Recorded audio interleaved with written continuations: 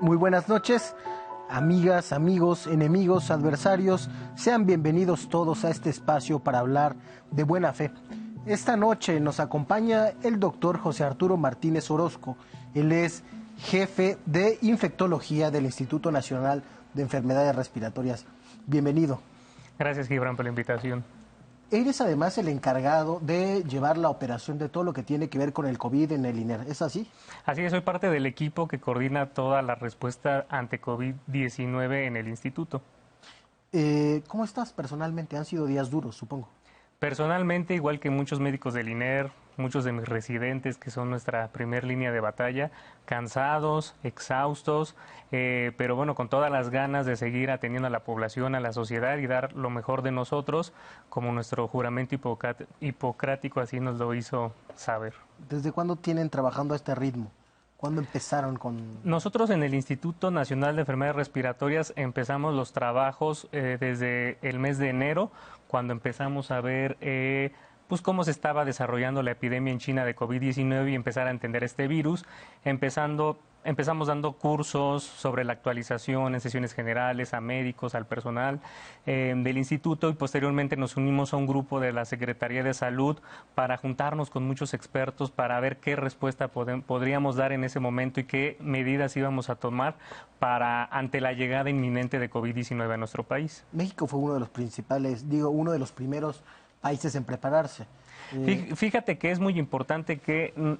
O sea, la experiencia de influenza del 2009, el impacto que tuvo en México y el impacto que principalmente tuvo en el Instituto Nacional de Enfermedades Respiratorias en esa época, pues mucha gente de ahí lo vivió.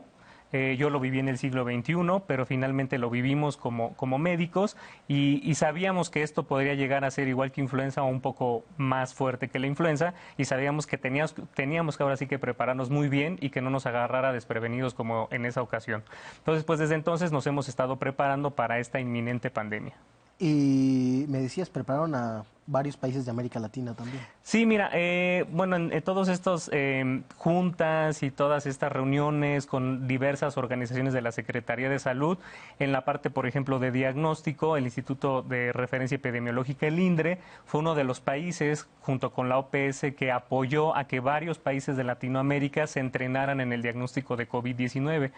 Algo muy importante que debes de saber es que el Instituto Nacional de Enfermedades Respiratorias, el INER, y México somos un referente muy importante en cuanto a salud respiratoria en todo Latinoamérica. Entonces, hemos tanto apoyado a la parte de diagnóstico, cómo hacer el diagnóstico en otros países de Latinoamérica, cómo manejar a los pacientes y también dando capacitaciones a distancia y ciertas recomendaciones y asesoramientos a estos países. Mira, yo creo que hay un estado de zozobra más o menos generalizado, y a pesar de que el gobierno ha ido informando casi cada 12 horas sobre el estado de la pandemia, las medidas que se toman al respecto, hay mucha inquietud, entre otras cosas, porque hay gente sembrando desinformación. Entonces, lo que a mí me gustaría que hicieras aquí sería una especie de didáctica pública del virus. Entonces, quisiera empezar por lo más básico. ¿Qué es un virus y cómo funciona? Mira, un virus es un material realmente que es inerte, no tiene vida, no se considera un microorganismo vivo, pero que requiere de una célula de un huésped para poder replicarse y causar o una infección de portador o una enfermedad como tal. Y una vez que un virus agarra un hospedero, que en este caso son las células humanas, pues puede causar diversos tipos de infecciones. Un ejemplo pues es el virus del sarampión, un ejemplo es el virus de la varicela, el virus de la influenza y este nuevo que es el virus llamado coronavirus. Y cada virus tiene cierto tropismo, es decir, depende del tipo de virus que le gusta o la vía respiratoria o la vía digestiva o la piel o el sistema nervioso. Entonces, una vez que llega al hospedero y se adapta a él, pues puede causar una enfermedad importante y hacer que disfuncionen los órganos, que son los que les gustan depende del tipo de virus. ¿Y qué tiene de especial? ¿En qué es diferente? ¿Qué hace específicamente el nuevo coronavirus y cómo mata? Mira, el nuevo coronavirus es de una familia de virus respiratorios que ya tenemos muy bien conocidos, que se llaman los coronavirus. En este caso, este nuevo coronavirus se llama SARS-CoV-2. Y hay diferentes tipos de coronavirus. En el Instituto de Enfermedades Respiratorias te puedo decir que llevamos pues, muchos años atendiendo pacientes con coronavirus de otros subtipos y que pues normalmente lo que más frecuentemente vemos en el instituto o así en general pues son catarros comunes, gripes, pues broncoespasmos o exacerbaciones que les llamamos de asma, asma o de enfermedad pulmonar obstructiva crónica, y a veces en ocasiones más graves y con ciertas poblaciones vulnerables, como lo mismo que está pasando con COVID, pues neumonías o que tengan que hospitalizarse. Pero la característica de este nuevo coronavirus es que pertenece a una familia que se le llama los beta-coronavirus, que estos beta-coronavirus son los más agresivos de esta familia. ¿En qué términos más agresivos? Vienen de la misma familia en donde está el SARS, que se descubrió en China en el 2003, o el MERS, que se descubrió en la península arábica en el 2012, y bueno, este nuevo que salió en China. Estos beta-coronavirus tienden a ser mayor patogenicidad a nivel pulmonar. ¿Qué quiere decir? Que hay mayor riesgo de que hagan una neumonía, esa neumonía se agrave en pacientes susceptibles y te lleve a la muerte. Por lo que estamos muy preocupados y seguimos vigilando la evolución de este virus es porque este virus tiene una característica muy similar genética al SARS del 2003 de China, y que el SARS, como ya pudimos ver en la introducción, tuvo una mortalidad del 10%, que afortunadamente con medidas de contención y mitigación pudo desaparecer del mundo y ya no circula actualmente igual que el MERS. Sin embargo, pues es por lo que estamos viendo este nuevo virus que no tenga el mismo potencial de letalidad que el SARS del 2003. ¿Cuáles son los síntomas de alguien que tenga enfermedad por este nuevo coronavirus? Y saber si varía de persona a persona, que es algo de lo que más nos han preguntado en las redes sociales. Claro, mira, los síntomas de este nuevo coronavirus COVID-19.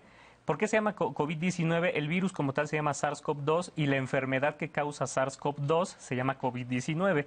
Y puede ir en un rango muy amplio de síntomas. ¿De qué depende? 1, de la edad del paciente. 2, de la competencia inmunológica del paciente. Y 3, de que no tenga otras comorbilidades, otras afecciones crónicas que haga que el hospedero no pueda responder adecuadamente a la infección, en este caso que es a nivel pulmonar.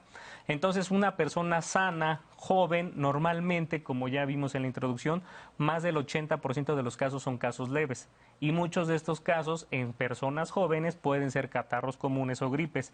Pero es bien importante que tu auditorio sepa, también en gente joven podría exacerbar un asma, una enfermedad pulmonar obstructiva crónica o podría dar una neumonía leve de la comunidad. ¿Qué es lo que estamos viendo ahora? Podemos hospitalizar gente joven con neumonía, pero que en 5 días resuelve completamente. Lo importante es que acudan a tiempo a un hospital.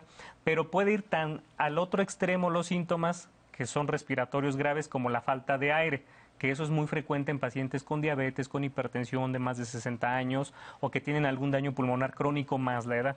Entonces, el cuadro típico puede ser tos, fiebre, dolor de cuerpo, calosfríos, un poco de dolor de garganta y se acabó en un caso leve. En un caso que va progresando, la fiebre dura de 4, 5 hasta 7 días y empiezan después de 7, 8 días a tener la falta de aire. Que la falta de aire es un signo muy importante para nosotros los médicos para saber que ese paciente requiere un estudio más avanzado en el hospital y que probablemente ya tenga una neumonía en desarrollo. Entonces, la falta de aire, que en términos médicos es disnea, es un factor fundamental para poder admitir o no a un paciente. Y ya la parte más grave es que, bueno, la falta de aire lleva a la sofocación y que los pacientes pueden desmayarse por la falta de oxigenación. Me comentabas fuera del aire que hubo un paciente que les llegó al INER solamente con diarrea o algo así, Exactamente. ¿no? Una parte de los síntomas de este virus respiratorio es que en algunos países se ha reportado desde el 3% hasta el 10% de casos que tienen diarrea. Entonces, la diarrea puede ser tan importante que hay que dar un medicamento para controlar la diarrea. ¿Y por qué es importante esto? Porque los receptores del virus, como te comentaba muy al inicio, el tropismo, las células que infecta el virus, tienen un receptor en común que se llama AC2. Ese receptor está por todo el cuerpo, a diferencia de otros virus respiratorios o de otro tipo de virus. Entonces, este virus puede infectar el tracto gastrointestinal, puede infectar el sistema cardiovascular, el sistema respiratorio, entre otros sistemas. Es por eso que pueden tener pues, diversos tipos de síntomas, desde disautonomías o afecciones cardiovasculares, diarreas por la afección gastrointestinal, pero lo más importante es que estos receptores están más en el tracto respiratorio. Es por eso que los síntomas principalmente son respiratorios. Y se ha dicho mucho en las conferencias de prensa que debemos de procurar mantener en buen estado nuestro sistema inmunológico. ¿Cuáles son las medidas concretas para hacer eso? Las medidas concretas para hacer eso son fundamentales. O sea, que los pacientes que tienen factores de riesgo para tener una neumonía o que progrese una neumonía a ser una neumonía grave o que puedan ser factores o bueno, pacientes que puedan tener muerte por este virus son los pacientes con asma, con enfermedad pulmonar obstructiva crónica, diabetes, hipertensión, cáncer y los pacientes de más de 60 a 65 años. ¿Cómo puede reforzar el sistema inmunológico en estos pacientes? Es muy sencillo, tener controlada la enfermedad de base. Más del 90% de las muertes asociadas a coronavirus en estos pacientes con estas comorbilidades es porque tienen su enfermedad de base mal controlada. Diabéticos mal controlados, hipertensos mal controlados, asmáticos que dejan su medicamento. Si te etcétera. parece, seguimos después de un corte. Usted no nos deje, estamos platicando con el jefe de infectología del INER.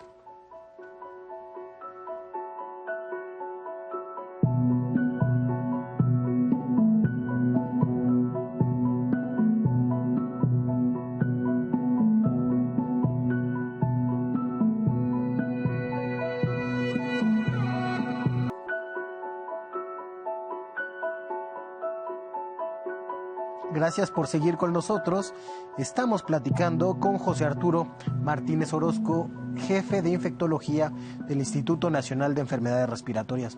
Nos decías, Arturo, que para mantener sano el sistema inmunológico hay que tener controladas otras afectaciones si es que uno las tiene, si es que uno es población de riesgo. ¿Qué otras medidas habría que tomar para mantener bien ese sistema inmunológico? Bueno, otra cosa muy importante, obviamente, que recomendamos los médicos, aparte de tener bien controlada tu enfermedad de base, es que se ha asociado mucho a que el tabaquismo puede predisponerte a que una infección por COVID que puede ser una gripe, un catarro común, puede evolucionar pues a un broncoespasmo, o sea que se te cierre la vía respiratoria o una neumonía más fácilmente.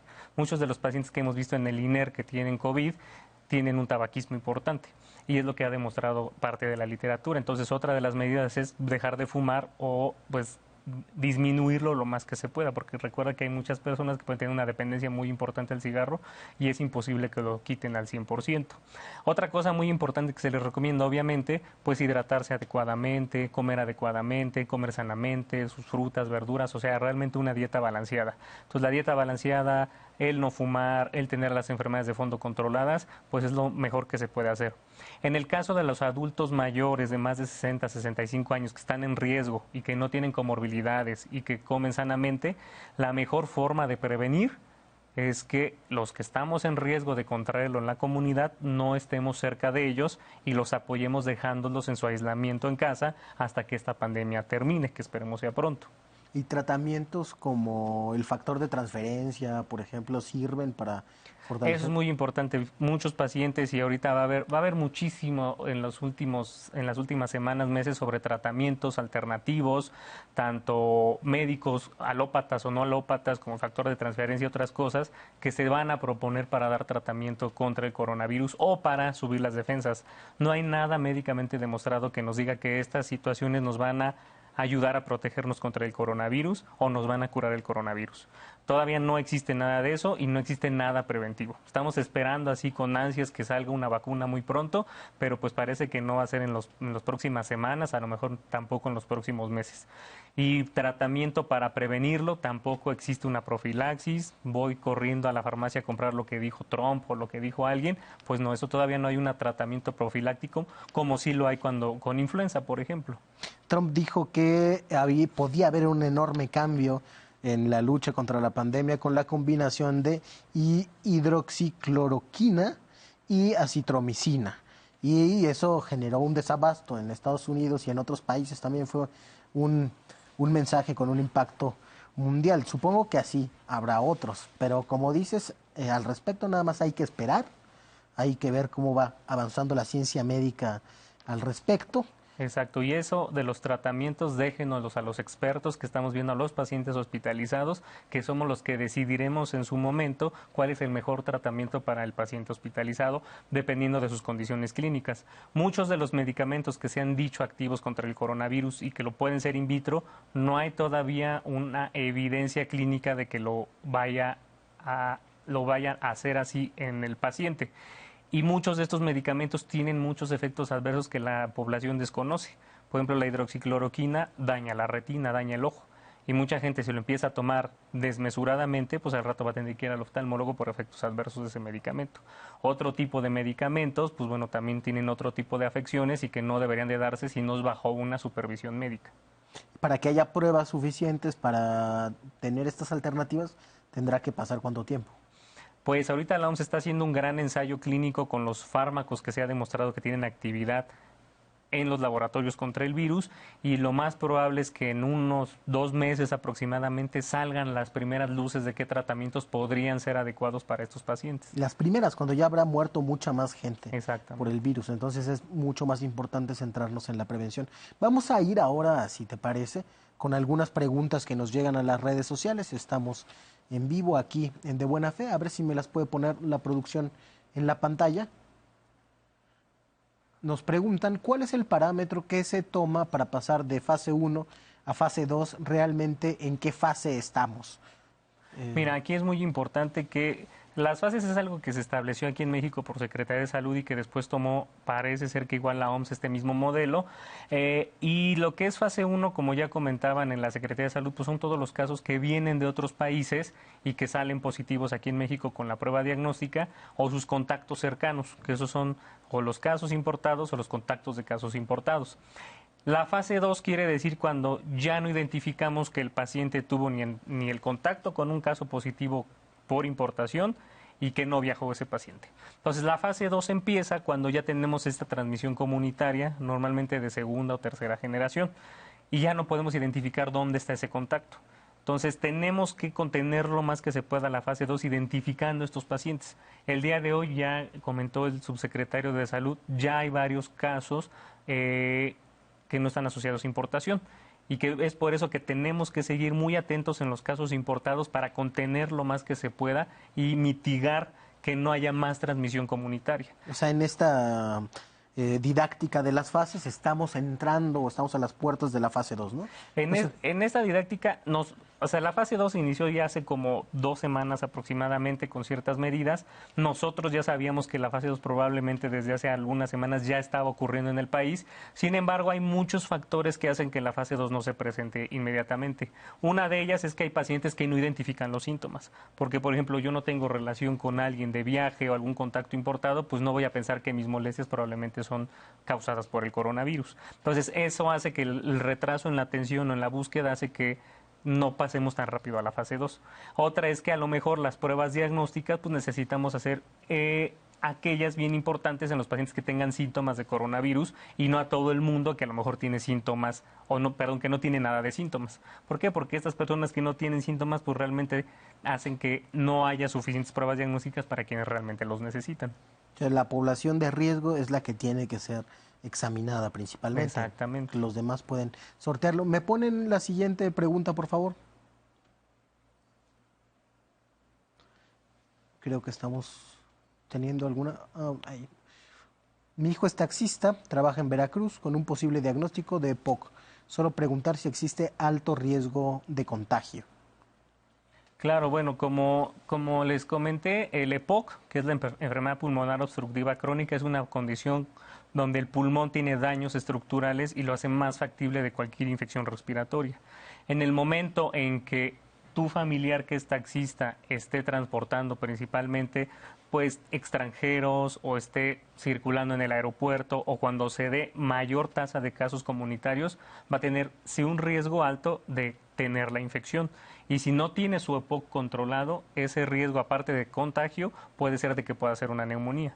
Entonces por eso pues él en específico debe tener mucho cuidado en las personas con las que va a subir a su taxi, en tener controlada su enfermedad y saber en qué momento se va a guardar en su casa. ¿Me ponen otra, por favor? ¿Nos pueden informar de cuál es el tiempo de incubación del COVID-19? Claro, esto también depende mucho tanto de la edad del paciente como de qué cantidad de virus le pasaron en el estornudo, en la tos o en la mano de una persona que lo tenía y qué tan débil tiene su sistema inmunológico. Puede ser tan pronto el contagio como que el periodo de incubación puede ser de 2 a 4 días y puede ser tan largo cuando se tiene un sistema inmunológico competente que hasta 14 días pueden tener incubando al virus y presentar síntomas. Pero la mayor parte de los casos incuban el virus entre 5 y 7 días y posteriormente ya presentan los síntomas. Algunos pacientes es importante que sepa tu incubación igual de 5 a 7 días, pero el virus pueden tenerlo en su sistema respiratorio hasta 14 días. Y después de eso, Y ¿quedan después de inmunes? eso, ¿Eso está claro? Porque todavía no está claro, pero lo que sí sabemos es que después de 14 días el virus deja de replicar, o sea, deja de reproducirse en el sistema respiratorio y ya no hay riesgo de contagiar a alguien. ¿y se desecha o queda ahí Ajá. latente y se puede uno enfermar después? Tu sistema inmunológico elimina el virus. Por eso es muy importante tener un sistema inmunológico competente y ya no hay riesgo de que contagies a alguien. Lo que todavía no sabemos, al igual que con otros coronavirus, por ejemplo, te da un coronavirus y no quedas inmune a ese coronavirus. Puedes volver a tener esa infección. Lo que todos los especialistas en enfermedades infecciosas estamos esperando es que este coronavirus sí tenga una memoria inmunológica y que no nos volvamos a contagiar. Eso todavía no lo sabemos y tenemos que esperar pues, los resultados después de varios meses y después de que pase una época estacional o un ciclo completo de infección por coronavirus en el mundo. Entonces no hay evidencia científica para Decir que me marcar hago inmune, no, una tendencia u otra. todavía no. Me ponen otro, por favor. Nos preguntan, buenas noches, ¿podrían preguntarle a su entrevistado acerca de los efectos del tabaquismo? Ya nos decías que ponían más en riesgo. Sí, aquí es muy importante que tu auditorio sepa que el tabaquismo, lo más que se pueda quitar o suspenderlo, porque el tabaquismo es un factor de riesgo para que se presente más fácil el coronavirus, tengas mayor riesgo de adquirirlo y de progresar a una enfermedad más grave como una neumonía o que tengas que estar hospitalizado, Entonces, igual que con otros virus respiratorios. Además de diabetes, hipertensión, nos decías tabaquismo, los que somos hiperreactores bronquiales, Exacto. que nos Asma, llaman EPOC. asmáticos, EPOC. Y las enfermedades cardiovasculares, que cuando me preguntan cuáles enfermedades cardiovasculares, hipertensión, enfermedades del corazón, pacientes con arritmias, todos estos pacientes que tienen afección en su sistema cardiovascular en general son más susceptibles a tener una enfermedad grave por COVID-19. Personas que tengan otros comportamientos adictivos como alcoholismo. No se ha reportado tanto otros componentes adictivos, principalmente de alcohol, pero de otras drogas pues también no ha habido todavía estudios. Bueno, se ha dicho que hay que tomar previsiones para esa población de especial riesgo. Pero con los médicos, ¿qué estamos haciendo? Ustedes son también una población especialmente expuesta. ¿Cómo los protegemos si son al final la primera línea de la sociedad para protegerse completa ante la llegada del virus? Claro, mire, es súper importante que conozcan que en todo el mundo hay una tasa importante de infección en los trabajadores de la salud. Y no solamente somos los médicos, son médicos, enfermeras y todo el personal que tiene contacto directo con el paciente. Entre mayor contacto y procedimientos que generen aerosoles, mayor es el riesgo para un médico. ¿Cuáles son estos procedimientos que ponen en mayor riesgo al personal de salud? Pues el meter un tubo en el paciente para que pueda respirar, el meterle una broncoscopía para hacer un lavado en el pulmón y hacer un diagnóstico. Estos procedimientos que pueden sacar más flush del sistema respiratorio ponen en mayor riesgo al médico. Entonces, para eso se necesita un equipo de protección personal adecuado para evitar que nos infectemos. Y entonces es muy importante que los médicos sepan que si no cuentan con el equipo de personal, tienen un riesgo alto de tener infección por COVID-19 si están generando aerosoles. Otro procedimiento que se le considera generador de aerosoles es la toma de muestra para el diagnóstico. Entonces, tanto para la toma de muestra, el apoyar con un ventilador al paciente en la forma de intubación o hacer una broncoscopía, son los 3 procedimientos que mayor riesgo pueden tener para nosotros y mayor riesgo de contagio. Lo que se ha evidenciado también es que el cansancio crónico en los médicos hace que dejemos de usar adecuadamente el equipo de protección personal. Entonces, una cosa que se recomienda es la rotación de los médicos para no tener este cansancio importante. Y el cansancio, te digo, desde las guardias, desde atender al paciente, desde estar ahí 24 horas en terapia intensiva, en urgencias, o valorar continuamente pacientes, eso es lo que hace que se canse un médico. Entonces, por eso es por lo que le pedimos muchísimo a la sociedad que no sature los servicios de salud si no tienen una enfermedad grave o si no tienen falta de aire, porque hacen que nosotros nos cansemos, que el personal de salud vaya desfalleciendo hasta esta pandemia y que aparte de no poder atender adecuadamente, pues nosotros nos podamos infectar y empieza a haber una falta de personal de salud por la infección. Lo que ¿Y está qué es lo que pasando en está casos pasando como en en España. España, en Italia? Entonces es muy importante que nos apoyen porque los médicos somos los que necesitamos estar ahí para poder atender adecuadamente a la población. Y algo que debe saber tu auditorio es que los médicos residentes normalmente aquí en México y en el mundo son la primera línea de defensa. Entonces, apoyar mucho a estos médicos que son los que nos están apoyando muchísimo ante estos pacientes, ante la gravedad, la vigilancia, y pues no hacer la presión de que no me tomaste la muestra, no me quieres atender, cuando realmente o no tienes síntomas o exiges una prueba o solamente traes una gripe, cuando atrás de ti a lo mejor hay 5 personas con falta de aire que requieren ser atendidos en ese momento y requerir una intubación, y pues el médico se cansa en lo que discutes una hora con él. Claro, aunque tengas COVID, si no eres población de riesgo, si no te está faltando el aire, Claro. pues hay que priorizar a las otras personas. Entonces, esto de los médicos es importante recalcarlo porque el cansancio no solamente es físico, mental, psicológico. Entonces, en esa parte la población debe de apoyar mucho.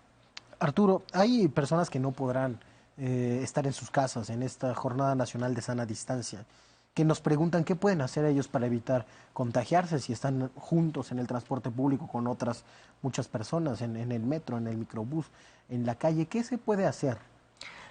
Mira, desafortunadamente no somos un país de primer mundo, entonces hay muchas necesidades y hay muchas carencias todavía en nuestro país, pero hay muchas cosas que se pueden hacer para evitar el contagio y la diseminación dentro del país. Y un ejemplo claro lo tuvimos en la influenza. En la influenza pudimos controlar muy bien la pandemia del 2009 y fuimos un ejemplo para el mundo de saber cómo se puede mitigar a pesar de ser un país en vías de desarrollo. Y lo mejor que puede hacer la sociedad en general es que si es muy necesario ir a trabajar, pues mantener una distancia de más de 1 metro con las personas con las que están. Si no es necesario ir al trabajo, si te sientes enfermo, si tienes molestias respiratorias, es obligatorio prácticamente quedarte en casa. Y esto es más, o sea, normalmente la población que sale es que están en edad de trabajo, en edad laboral, están entre los 20 y los 40 y tantos años. Pero ellos no son el gran factor de riesgo, la gran población de riesgo. La gran población de riesgo es cuando ellos regresan a sus casas y pueden infectar al A su adulto mamá o a su mayor, a su abuelito. mamá, a su papá, al tío hipertenso, a la tía hipertensa, diabética, a que tiene POGI, que están mal controlados. Entonces, una medida muy importante que pueden hacer ellos es no visitarlos. No visitarlos, mantener un aislamiento, estar en casas separadas, estar a lo mejor en cuartos separados, mantener una forma de que no tengan contacto físico con esas personas y mantener esa distancia que se necesita para evitar el contagio de Y COVID-19. para ir en el microbús sirve ponerse guantes o mejor después alcohol gel o qué se hace. Claro, para el transporte público yo recomiendo muchísimo que antes de salir de tu casa te laves las manos, llegando del transporte público te laves las manos. Si alguien está tosiendo en el transporte público, pues que tenga esa delicadeza de si estás tosiendo, estornudando, toser con la parte interna del codo o Y si llevar no un te pañuelo bajas, desechable. Otra cosa muy importante, se puede llevar el alcohol gel o algo que pueda hacerte una higiene de manos en el transporte público cada 2, 4 horas. Muy importante, si vas a agarrar el tubo del metro, del microbús o lo que sea, no tocarte las manos, no tocarte con las manos la boca, los ojos, porque ahí puedes llevarte el virus. El virus ya está demostrado que puede sobrevivir en superficies. Entonces, lo menos que te puedas llevar las manos a la cara es ideal. Y las mascarillas quirúrgicas o cubrebocas, realmente, si es muy necesario que salgas a trabajar y estás enfermo, porta una mascarilla y no te quites la mascarilla. Entonces, las mascarillas quirúrgicas, los cubrebocas, pueden durar de 4 a 8 horas si son bien usados. Entonces, es muy importante que estas medidas solo si estás combinadas, enfermo, no sirve solo si para estás prevenir enfermo, solo si estás enfermo, contagiarte. exactamente. O si, por ejemplo, tú eres un cuidador de un enfermo que tiene síntomas respiratorios, lo ideal es que tú uses un cubrebocas para que no te vayas a contagiar ni a tu familia o a las personas cercanas o que están a tu alrededor. Muy bien. Bueno, vamos a ir a otro corte. Usted siga con nosotros. Estamos hablando aquí con Arturo. Está también Susana a distancia, desde luego, y yo conversando de buena fe sobre el COVID-19.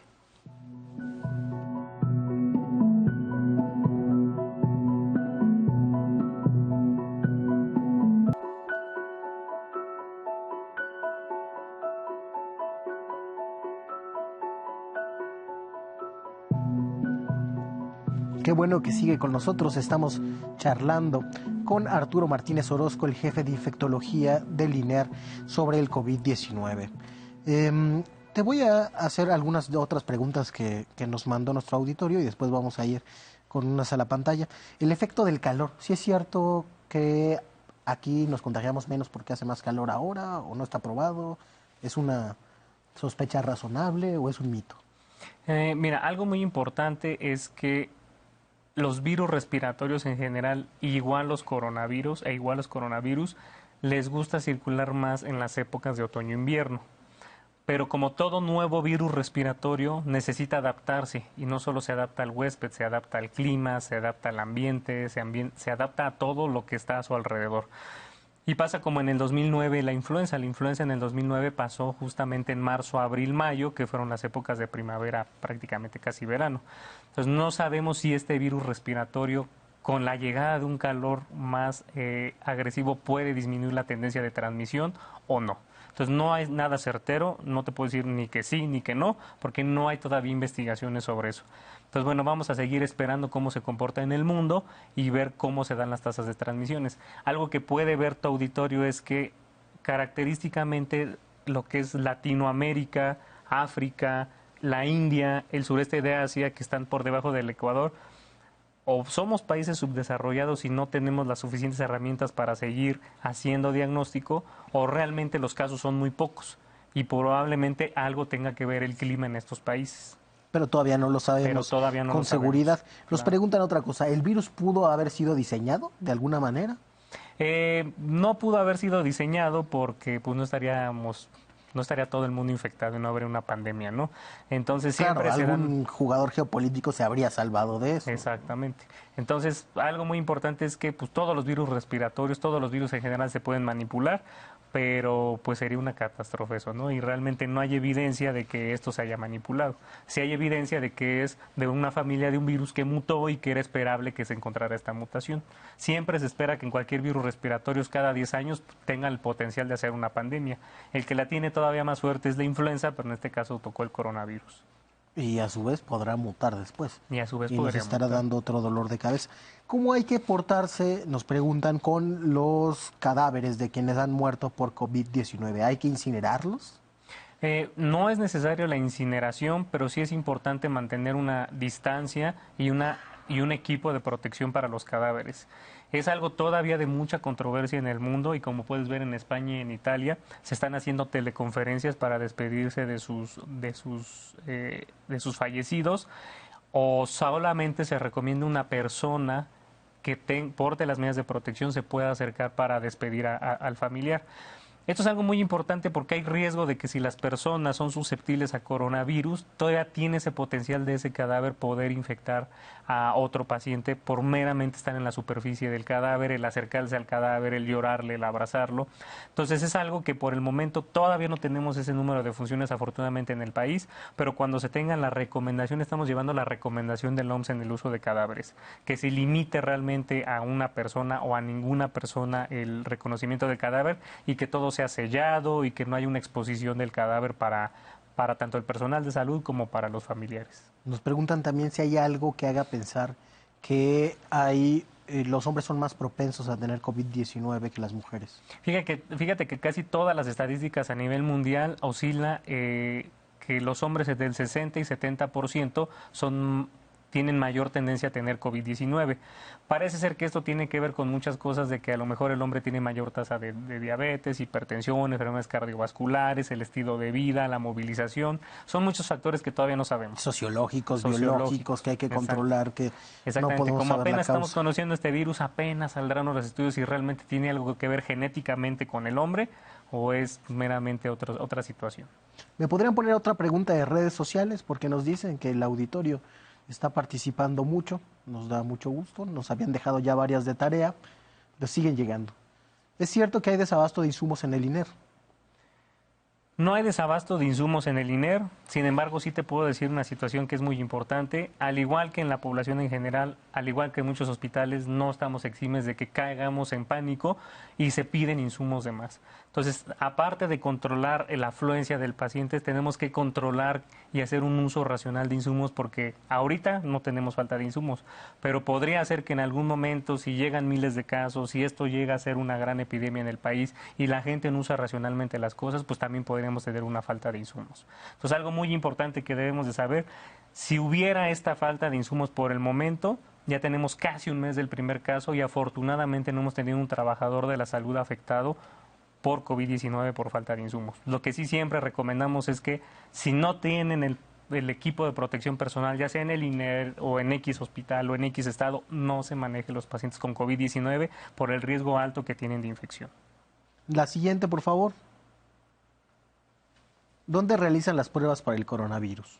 Las pruebas para el coronavirus se realizan ahorita en más de 37 unidades que se consideran laboratorios estatales de salud pública en el país y 2 hospitales privados que esta semana probablemente se va a ampliar muchísimo más el diagnóstico a hospitales privados y se va a ampliar también las pruebas diagnósticas. Entonces hay varios sitios, principalmente en el gobierno es donde se está haciendo la prueba, que es la prueba que está recomendada por la OMS. Y que algo muy importante que tenemos que saber de esto, porque no hay más y más y más laboratorios haciéndolo, porque todavía no conocemos sensibilidad y especificidad adecuada de muchas pruebas. ¿Qué quiere decir esto? ¿Qué tan certera es la prueba para diagnosticarte COVID o qué tan exacta puede ser para descartártelo? Oye, Arturo, pero también hay mucha gente que está yendo a hacerse la prueba, que está saturando, digamos, la demanda, que tiene otras cosas, que tiene gripe estacional y Influenza. influenza estacional, H1N1 y otro tipo de influenza, me decías también.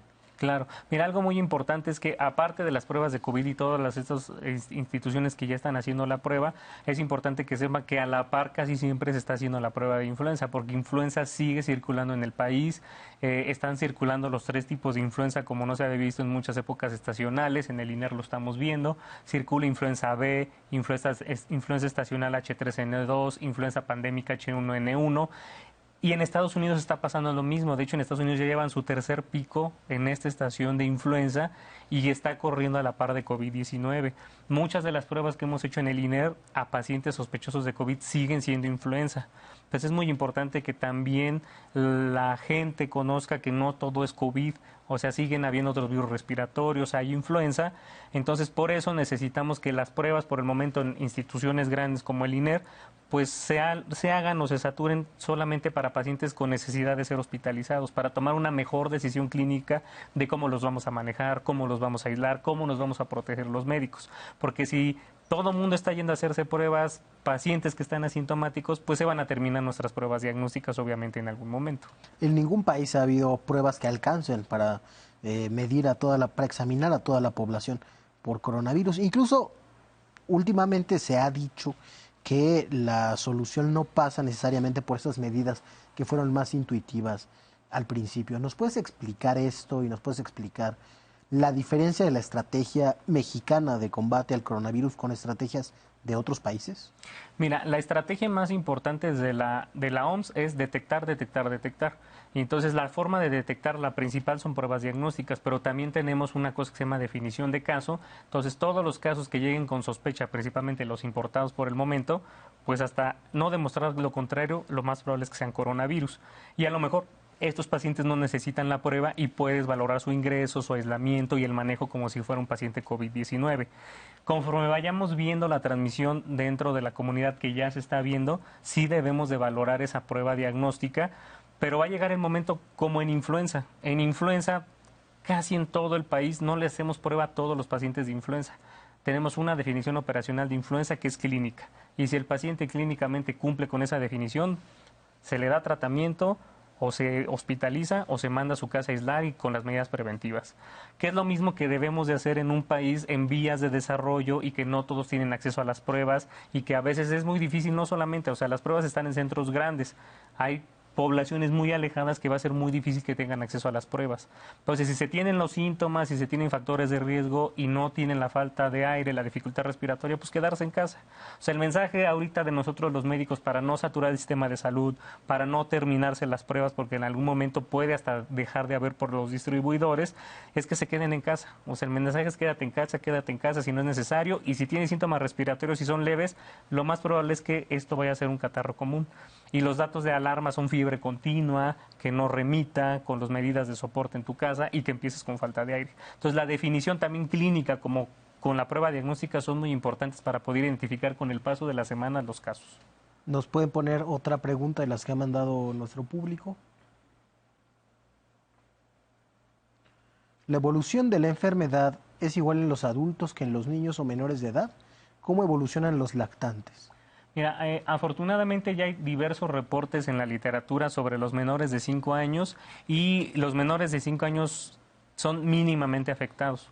De hecho, las enfermedades en los menores de 5 años y en los menores de 1 año son prácticamente infecciones leves o pueden ser asintomáticas. Y la característica es que no requieren normalmente cuidados intensivos neonatales o pediátricos y la mortalidad prácticamente es nula. Entonces, conforme va siendo más joven la población, el riesgo de mortalidad de una enfermedad grave afortunadamente es muy baja. Entonces, parece ser que todo tiene que ver con la edad avanzada, las comorbilidades y la respuesta de tu cuerpo ante el COVID-19, ante este nuevo coronavirus. Nos ponen una siguiente, por favor. Los que están eligiendo las preguntas que se hace con pacientes de cáncer que van a tener su quimio en los próximos días. Fíjate que el último reporte de los italianos, un grupo muy especial de riesgo para ellos son los pacientes con cáncer. Entonces, los pacientes con cáncer sí tienen riesgo alto de tener una enfermedad grave o una defunción por COVID-19. Entonces, lo que se recomienda es que si los pacientes de cáncer tienen un riesgo alto, es decir, que tienen contacto con casos importados, con casos sospechosos, o vienen de viaje, sus familiares han estado viajando, o están en la zona que ya empieza a haber en el país de transmisión local, lo ideal es que a lo mejor, si no es necesario, se posponga la quimioterapia. Pero ¿quién va a decidir eso? El oncólogo a la par con el infectólogo. Eso es muy importante porque las quimioterapias también salvan vidas. Entonces no se pueden retrasar quimioterapias para evitar una infección del coronavirus. Entonces, esta pregunta de tu auditorio es muy importante que se tome en conjunto con el médico oncólogo tratante y el infectólogo, el especialista en enfermedades infecciosas, para saber qué es lo que va a ver en la balanza mejor para ese paciente. ¿Nos ponen otra, por favor?